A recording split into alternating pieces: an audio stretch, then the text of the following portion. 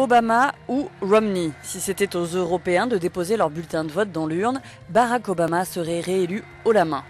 Voilà le résultat d'un sondage mené en juillet dernier par un think tank américain.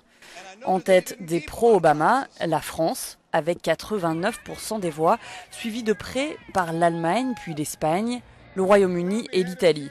L'Europe est pro-Obama et surtout anti-Mitt Romney. Il plafonne à 2% en France. Seule la Pologne semble lui accorder un peu de crédit.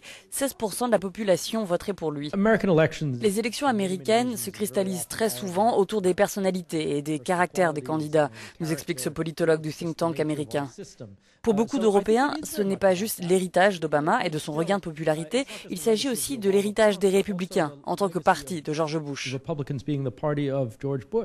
Plus d'un Européen sur 3 ne connaît pas Mitt Romney. Ils étaient moins de 1 sur 7 à ne pas connaître Obama en 2008. Le candidat républicain s'est pourtant donné du mal. En juillet dernier, il était en Pologne, où il est assez populaire. Ce n'est pas que l'héritage de Bush qui encourage une forte intégration de l'Europe de l'Est et de l'Europe centrale vers l'Ouest. C'était aussi vrai de l'administration Clinton.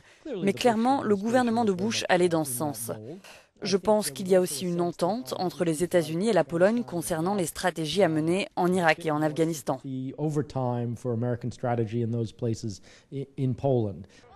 Selon le politologue américain, ce qui surprend le plus les Européens, c'est combien cette course à la Maison-Blanche est en train de se resserrer.